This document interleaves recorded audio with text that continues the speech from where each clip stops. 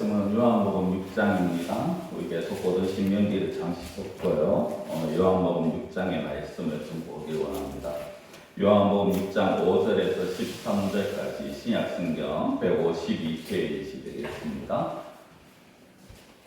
제 봉독해 드립니다. 예수께서 눈을 들어 큰 무리가 자기에게로 오는 것을 보시고 빌립에게 이르시되 우리가 어디서 떡을 사서 이 사람들을 먹이겠느냐 하시니 이렇게 말씀하시면 친히 어떻게 하실지를 아시고 빌립을 시험하고자 하심이라.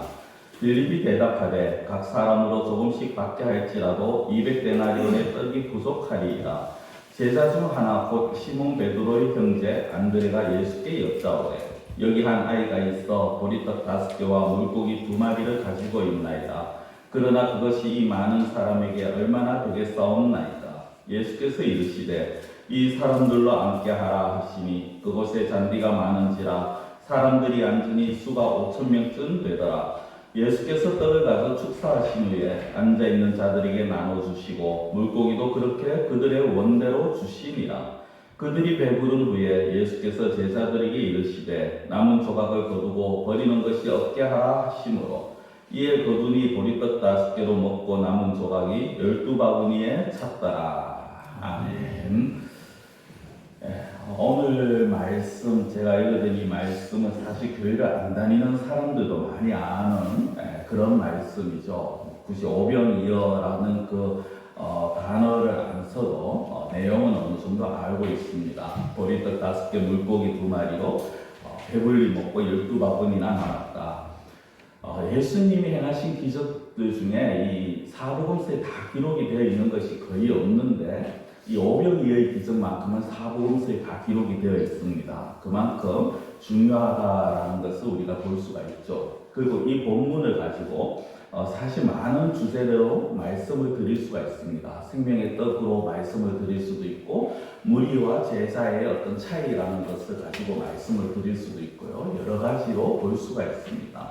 오늘 저는 이 많은 말씀들, 많은 주제들 가운데 하나, 정말 믿음과 의심 사이에서 우리는 어떤 위치에 있는가 하는 것을 좀 생각해 보기를 원합니다. 오늘 이 본문의 말씀 사실 너무 놀라운 사건이고 큰 기적입니다. 그래서 믿지 않는 모습들도 보입니다. 불신자들이 믿지 않는 것은 그럴 수 있다. 그게 당연한 건데요. 교회를 다니고 믿는 사람, 신자라는 자들 중에서도 믿지 아니하는, 믿을 수 없다라는 분들이 계신다라는 거죠. 왜? 도저히 일어날 수 없는 일이 일어난 것입니다. 그래서 이런 자들을 위해서 그래도 나름 신자들을 위해서라고 그렇게 하면서 이상한 해석을 하는 분들이 있습니다. 한 예로 이런 거죠. 예수님을 만나기 위해서 수많은 무리들이 갈릴리 바다 북쪽에 있는 오늘 본문입니다. 본문의 장소입니다. 그 북쪽에 있는 평지에 몰렸다는 겁니다. 근데 그 지역에 먹을 것이 없고 광활한 평지였기에 사람들이 나름대로 먹을 것을 가져와서 자기들이 그 먹을 것을 먹게 되었다라는 거죠. 물론 그것을 준비하지 못한 사람들도 있었습니다만 그렇게 시간이 지나서 모르홍이가 지고 있을 때 어떤 한 아이가 자기 도시락인 오병이어를 예수님께 드립니다. 이것을 받으신 예수님이 하나님 앞에 감사하시고 감격해하면서 무리 앞에서 감사하시고 식사를 하고 예수님이 식사하시는 모습을 본 다른 사람들이 이제 자기 도시락을 꺼내서 먹기 시작하고 없는 자들과 십시일반 나눠 먹었다. 그런 어떤 사건이 있었고 나중에 이 복음서를 쓰는 기자가 그 사건을 회상하면서 너무나도 그 사건의 감격스러운 사건이 있기 때문에 마치 예수님께서 이 보리떡 5개 물고기 2마리로 수많은 무리들을 배불리 먹이신 것처럼 과장해서 기록해 놓은 것이다 라고 해석을 하는 분들이 계십니다. 제가 이렇게 또 쭉 설명드리니까 저런 해석이구나 저렇구나 라고 또 그렇게 받으시는 분들은 안 계시겠죠. 그런 이상한 해석을 하는 사람들이 있다라는 것입니다. 왜 그렇습니까? 너무 황당하고 말이 안 되기 때문에 말이 안 되는 기적이니까 이런 식으로라도 해석을 한다라는 거죠. 이렇게 해석을 하고요. 사람들 앞에 이렇습니다 라고 말을 하면 사람들이 전부 고개를 끄덕이면서 그렇지 그럴 수 있지 라고 말을 합니다. 그래 어떻게 보리떡 5개 물고기 2마리로 이 남녀노소 학자에 따라서 좀 차이가 있습니다만 15,000명에서 2만 명 되는 그 사람을 어떻게 다 먹일 수 있느냐 라고 그렇게 이해를 한다는 거죠. 그런데 한번 가만히 생각해 보십시오. 그렇게 해서 겨우 이해가 되는 사람들, 또 그렇게 해석을 하고 그걸 수밖에 없다. 이것이 예수님께서 그렇게 기적을 행하시는 것이 아니라 그렇게 되어진 것이다라고 제가 앞서 말씀드린 그런 식의 이해를 하는 사람들은 과연 그들이 하나님을 믿는다라고 말을 할 수 있느냐는 것이죠. 과연 그런 사람들이 예수님을 하나님의 아들로 그렇게 믿고 있느냐는 것입니다. 이 오병이의 기적, 예수님이 행하신 그 기적도 믿지 못한다면요, 결국 예수님이 하나님의 아들이신 것을 믿지를 못합니다. 그 하나님이 이 인류를 사랑하셔서 아들을 십자가에서 죽이셨다? 믿지 못하죠. 그 십자가에서 죽은 예수님이 다시 살아나셨다? 더더욱 믿지 못합니다. 이해가 안 되니까. 결국 이유는 간단해요. 이해가 안 되니까. 많은 사람들이 불신자로 말씀드리는 게 아닙니다. 교회 다니는 사람들 중에 많은 사람들이 이런 분들이 너무 많다는 거예요. 자기의 머리로 이해가 되는 것만 받아들입니다.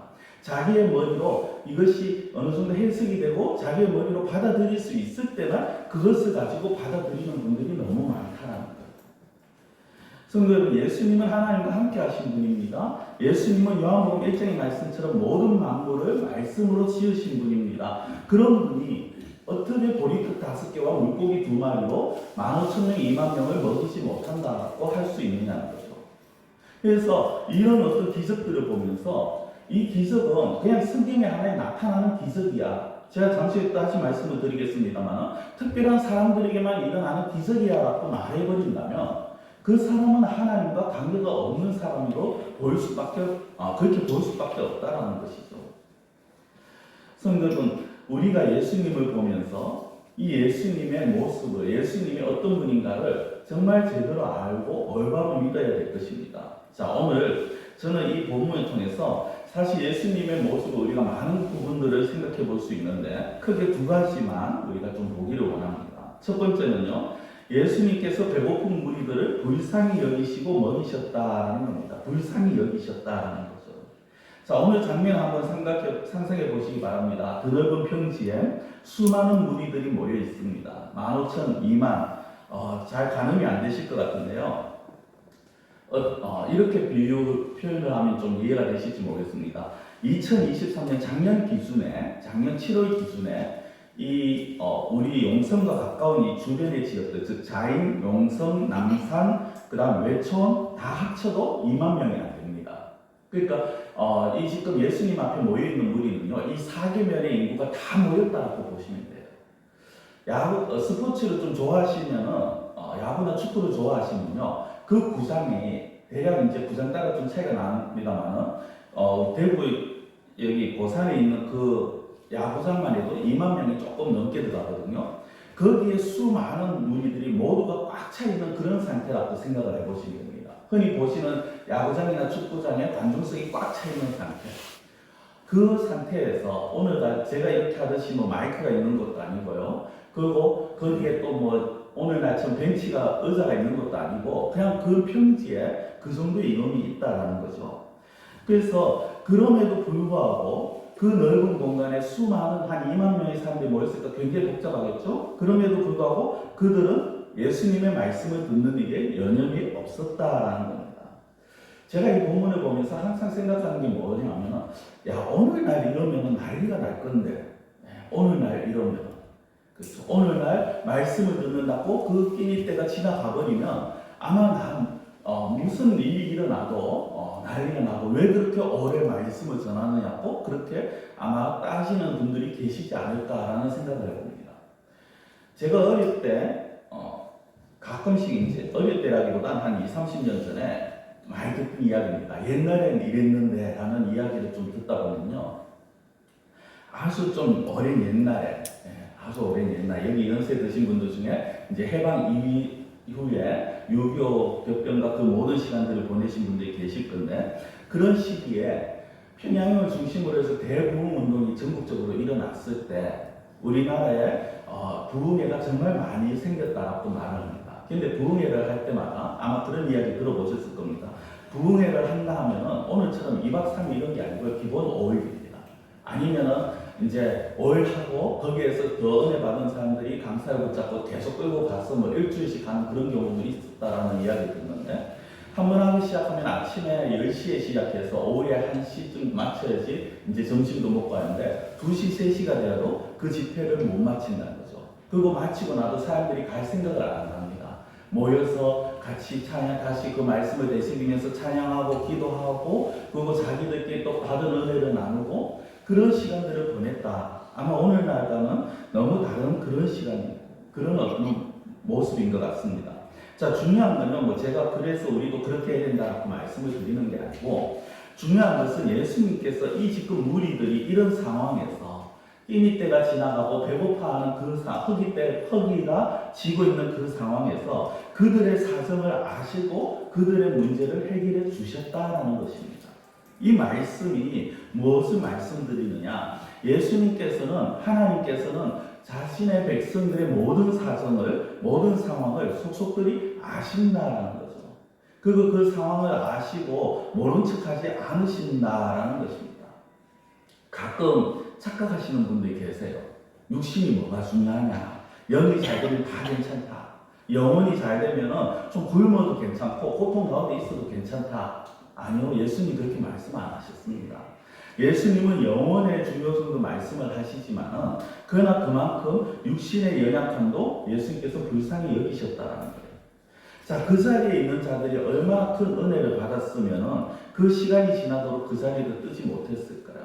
그럼에도 예수님께서 그래, 너희들 그렇게 은혜를 많이 받았네, 그 은혜로 이 배고픔을 이겨내 라고 하시는 것이 아니라, 그런 은혜를 많이 받은 그들이지만, 그래서 그 자리를 뜨지 못하는 그들이지만 그들의 문제, 허기, 배고픔을 예수님께서 간과하지 않으셨다는 거예요. 그래서 오늘 사건에 보면 복음서에는 이제 그런 말씀이 나오지 않는데요. 이 오병이어와 매우 비슷한 기술이 또 하나 있죠. 칠병이어. 마가복음과 그다음 마태복음에 기록되어 있는 칠병이어라는 사건이 있습니다. 보리떡 7개, 물고기 2마리로 4,000명을 먹이시는 사건인데요.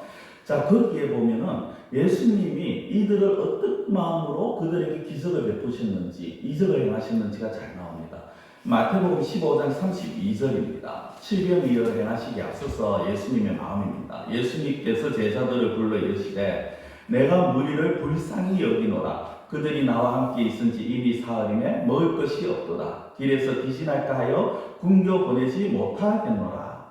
내가 예수님께서 자신 앞에 모인 무리들을 불쌍히 여기신다는 거예요. 왜? 이들이 지금 예수님을 따라서 3일간 있었고요. 이제 이들을 돌려보내면 그들이 배고파서 돌아가는 길에 쓰러질까봐 그것이 걱정이 되고 그것이 마음이 아프더라는 겁니다.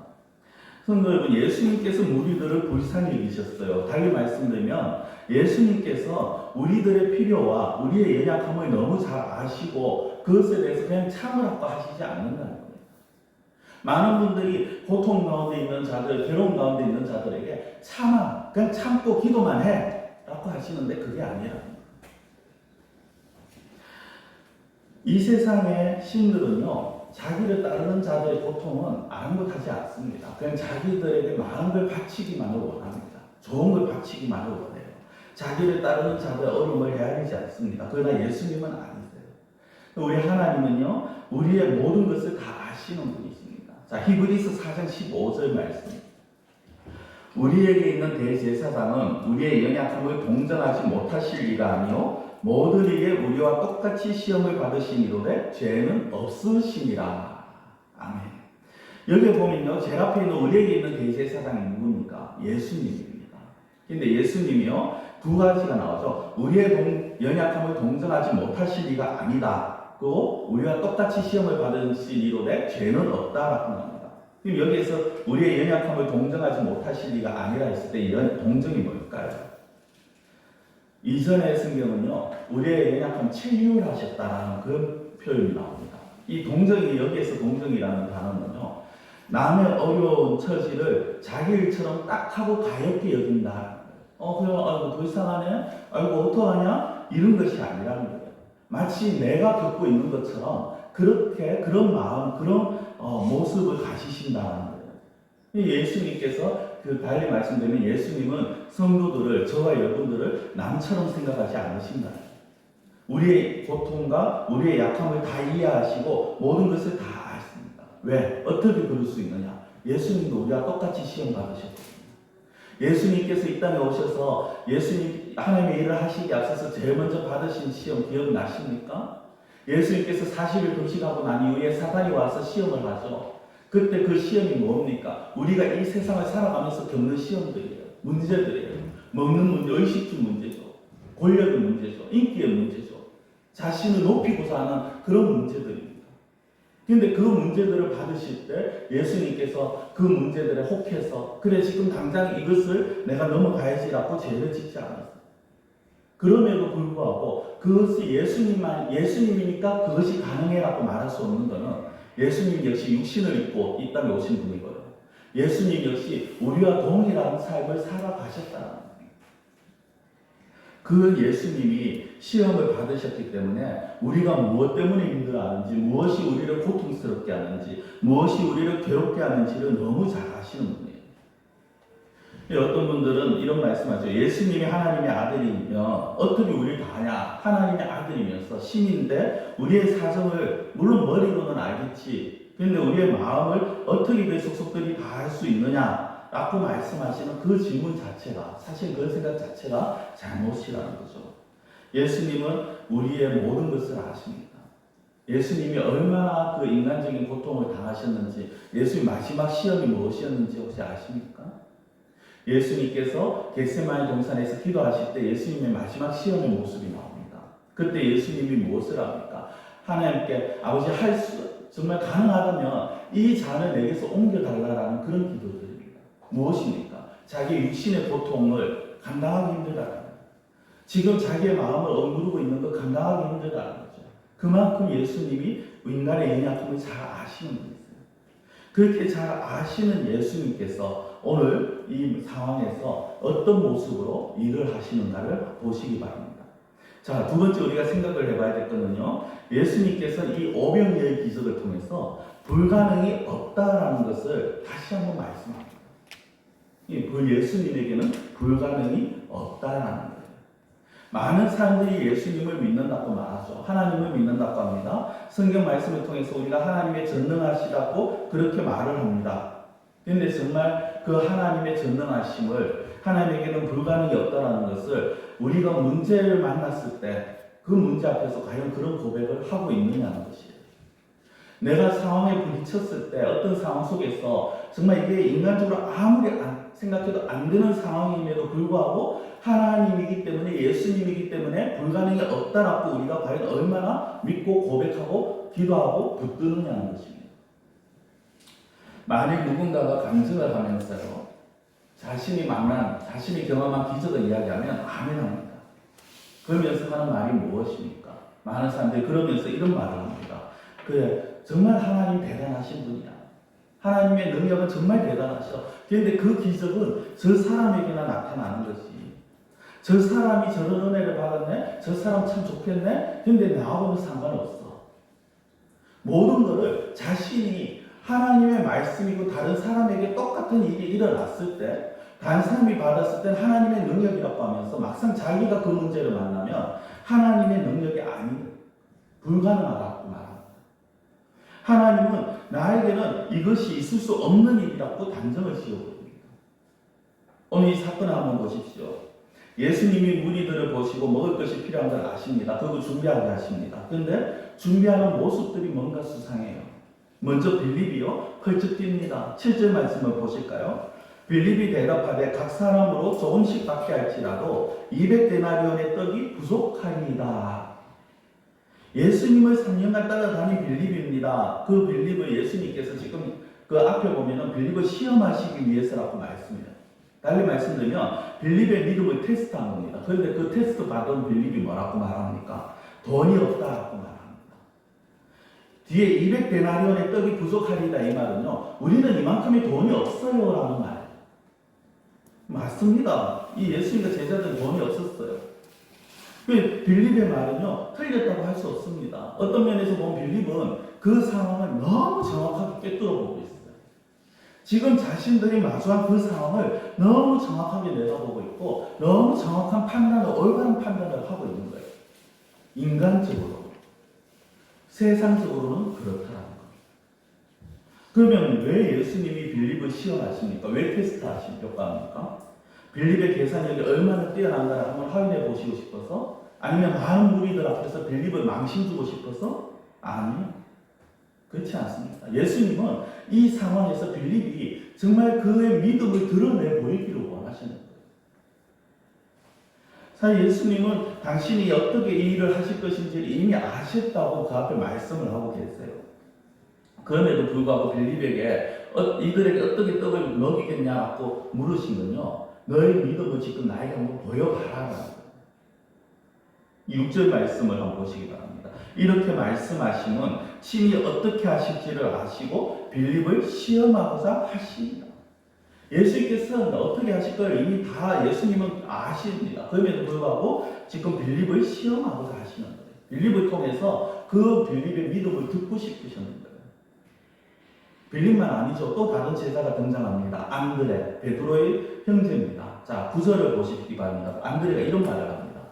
여기 한 아이가 있어 보리떡 5개와 물고기 2마리를 가지고 있나이다. 그러나 그것이 이 많은 사람에게 얼마나 되겠사옵나이까. 그러나 다른 복음서에도 비슷하게 나옵니다. 근데 다른 복음서에는 안드레라는 이름이 없어요. 그냥 다른 제자들 이렇게 나옵니다. 자, 중요한 거는 여기 보니까 안드레가 이런 말이에요. 보리떡 5개와 물고기 2마리를 한 아이가 가지고 있습니다. 라고 말합니다.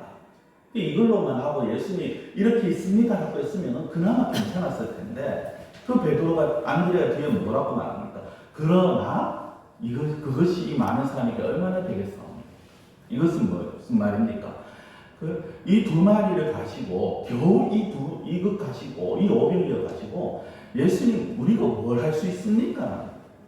맞는 말이에요. 사실 이 500여는요 당시 한 사람의 그냥 한 끼 식사 대용입니다. 도시락 정도입니다. 이것으로 무엇을 할 수 있겠느냐는 거예요. 우리는 이 사건을 너무 잘 알고 있기 때문에 이 사건, 이 말씀을 보면서 이들이 믿음이 없구나라고 말을 하고 그렇게 치부하고 넘어가 버립니다. 근데 왜 제자들은요 그렇다면 이런 믿음 없는 모습을 보였을까요? 그들이 기적을 한 번도 못 봤을까요? 아니요. 수많은 기적을 이미 경험했습니다. 보았습니다. 지금 요한복음에만 해도요 이 오병이의 기적 앞에 어떤 기적이 있느냐면 가나 혼인잔치에서 물로 포도주를 만든 기적이 나타나고요. 그 다음에 왕의 신하의 아들을 고친 사건이 나옵니다. 이 그 앞에 보면은 이 38년 된 병자를 베데스다 연못에서 38년 된 병자 스스로 자기의 힘으로 그 못에 들어가지 못하는 그런 병자를 일으키시는 그런 기적을 예수님께서 보이셨어요. 이걸 받는 제자들입니다. 그런데 왜 이 사건에서 왜 또다시 믿음 없는 모습을 보일까요? 이유는 간단해요. 여전히 자기의 생각에 앞서기 때문입니다. 자기가 봤을 때 자기들이 보는 현실적 계산, 이성적 판단으로는 이게 도저히 있을 수 없는 일이에요. 해결될 수 없다라는 거죠. 그런데요, 참 안타까운 거는 저도 이런 부분에 대해서 저도 완벽하다고 말할 수 없습니다만 우리가 많은 성도들 가운데 참 안타까운 부분은 이런 모습들이 우리 가운데 여전히 나타나고 있다. 좀 적게 나타나야 되는데 아주 많은 경우에 이런 모습들을 보이고 있다는 거예요. 우리가 기도하면서 하나님의 어떤 뜻을 알았을 때, 하나님이 무엇을 원하는가를 알았을 때, 그것을 하고자 할 때 여전히 우리가 어떤 생각합니까? 여전히 우리는 이 일이 무슨 열매를 맺을 수 있을까? 이 일이 어떤 효과를 얼마나 효과가 되겠는가? 이 일이 얼마나 이득이 되겠는가를 따집니다. 그런데 그렇게 계산하고 그렇게 이성적으로 판단해서 하면 그것이 무조건 옳은 거냐? 인간적으로는 옳아요. 인간적으로 맞아요. 그러나 하나님께서 원하시는 일에는 그 계산법이 맞지 않다라는 것입니다. 특히 하나님께서 뜻하신 바가 있으실 때는 그것이 아무리 내 생각과 맞지 않다 할지라도 우리는 믿음으로 나가야 한다. 설령 그것으로 인해서요 우리가 생각하는 제대로 된 결실을 맺지 못한다 할지라도 믿음으로 나아가는 자세가 필요하다. 왜 11월 둘째 주일에 이 초대 주일로 초청 주일로 이제 보냅니다. 지난주에 작정을 하셨을 때 14분이 26분을 작정을 해주셨어요. 중복된 분들 빼니까 이제 26분이시더라고요. 어떤 분들은 이런 생각을 하시는 것 같습니다. 이제까지도 그렇게 오라고 해도 안 됐는데 이제 와서 되겠나? 이제 와서 되겠나? 예, 여전히 안 될 수 있어요. 이번에도 초대를 하지만 여전히 거부를 당하실 수 있어요. 어쩌면요, 이런 제가 이 말씀을 가지고 저에게 믿음 없다라고 하실지 모르겠지만, 우리는 어쩌면 그날 한 사람의 결실도 맺지 못할 수도 있습니다. 그럼에도 불구하고 우리는 이 일을 해야 돼요. 왜? 한 영혼이 천하보다 귀하기 때문에. 한 생명이 천하보다 귀하기 때문에 우리는 여전히 그 일을 해야 된다는 거예요. 그리고 그걸 하나님께서 원하신다는 거예요. 마태복음 16장 26절에 이런 예수님이 이렇게 말씀하십니다. 사람이 만일 온 천하를 얻고도 제 목숨을 잃으면 무엇이 유익하리요? 사람이 무엇을 주고 제 목숨과 바꾸겠느냐? 온 천하보다도 귀한 게 목숨입니다. 영혼입니다. 이 세상 그 어떤 것보다도 귀한 게 한 영혼이에요. 성도 여러분, 그 탕자의 비유 아시죠? 탕자의 비유가 있는 그 복음서에 보면은 탕자의 비유만이 아니라 잃어버린 것에 대한 비유가 두 가지가 더 나옵니다. 하나는 잃은 양 한 마리에 잃어버린 양에 대한 비유가 나오고요.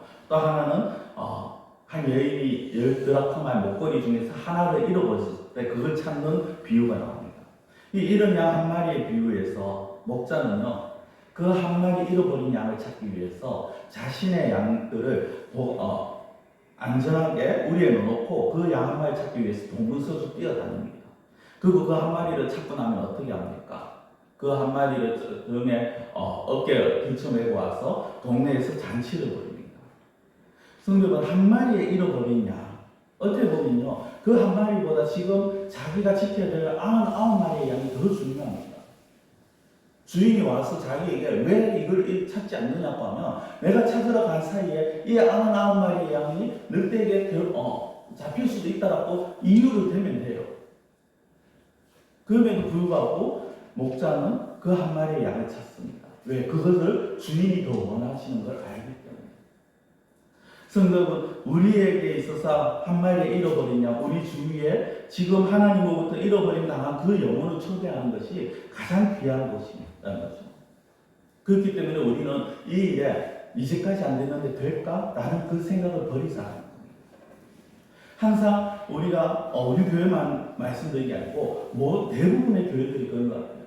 이 일들을 할 때, 전도수일을 가지거나 할 때 보면은 그것이 이제 와서 되겠습니까? 라는 거죠. 저는 저한테 그런 분들 말씀하면 제가 항상 드리는 말씀이 있죠. 제가 지지난주에도 말씀을 드린 것 같은데, 아들을 위해서 그렇게 기도하고 전도했는데 결국 그 어머니가 하나님 나라로 가시고 난 다음에 뒤늦게 그 아들이 돌아왔다라는 그 감정을 제가 대신 전해드립니다. 우리는 언제 하나님께서 누구를 택하셨는지, 누구를 부르셨는지, 그리고 그 영혼을 언제 부르실지 우리는 알 수 없어요. 다만 알 수 없기 때문에 우리는 그 일에 힘을 써야 된다. 시간이 좀 오늘 이후에 제비켜도 있고 해서 제가 좀 짧게 말씀을 드리려고 했는데 죄송합니다. 한 가지만 더 말씀을 드리겠습니다. 우리 교회 옆에 비전센터가 있죠. 우리가 지금 식당으로 사용하고 있는 장소입니다. 그걸 제가 개조를 해서 다르게 좀 사용을 하려고 합니다. 물론 식당의 역할도 하기는 합니다만 귀한 곳에서 저에게 이제 목회하는데 도움을 해갖고 소액이지만 좀 지원을 해주셨어요. 전에부터 계획하던 일을 하려고 합니다. 그래서 책장을 지금 알아보고 있고요. 책장이 들어오면서 식탁도 새롭게 놓을 겁니다. 그리고 저 장소를 조금 이제 개조를 하고 바꾸어서 작은 도서관과 쉼터와 문화교실 등을 이제 하나씩 해 나갈 겁니다. 올 연말 되면은 저와 사모가 치유 상담 자격증이 이제 발급이 되어집니다. 그러면은 상담센터도 열 거예요. 이 시골에서 이런 게 무슨 의미가 있느냐라고 하실 수도 있어요. 인간적으로 보면 아주 쓸데없는 짓이라고 볼 수도 있습니다. 그렇지만 이 모든 것들을 통해서 한 영혼이라도 하나님 앞에 나아온다면, 그것이 우리가 할 일을 하는 것이라는 거죠. 말씀을 맺겠습니다. 제가 오늘 오병이의 기적을 통해서 두 가지를 말씀드렸습니다. 첫째는 하나님이 우리를 너무 잘 아신다는 거예요. 제목에는 불쌍히 여기신다라고 했는데 달리 말씀드리면 우리를 너무 잘 아시는, 우리의 고통과 어려움과 괴로움 가운데 있을 때 우리를 외면치 않고 불쌍히 여기시는 예수님, 하나님이시라는 거고요. 두 번째는 하나님에게는 불가능이 없다라는 거예요. 우리가 생각하기에 불가능한 것이죠. 우리가 생각하기에 이거는 이해가 되지 않냐고, 우리가 생각하기에 이거는 수지타산이 맞지 않는 거죠. 그렇지만 하나님에게는 아니라는 겁니다. 하나님의 계산법은 다르고요. 하나님의 능력에는 불가능이 없다라는 겁니다. 하나님은 저와 여러분들이 우리의 앞에 있는 상황 가운데 그것이 정말 어떠한 상황이든 믿음으로 대하시기를 바라십니다. 특별히 하나님께서 원하시는 일을 할 때는 그 일 가운데 우리가 믿음으로 나아가기를 원합니다. 근데 이걸 또 잘못 이해하셔서 무조건 낙관적으로, 긍정적으로 무조건 돼! 이렇게 생각하시면 안 돼요. 무조건 돼가 아니라 하나님이 원하시는 일이라면 그 일에 믿음으로 나아가자라는 것입니다. 하나님께서 기뻐하시는 일에 우리의 잣대를 내려놓고 우리의 어떤 이성적인 판단을 내려놓고 하나님의 말씀, 하나님의 마음을 붙드시고 나아가시는 그런 우리 성도님들이 되시기를 원합니다. 기도드리겠습니다.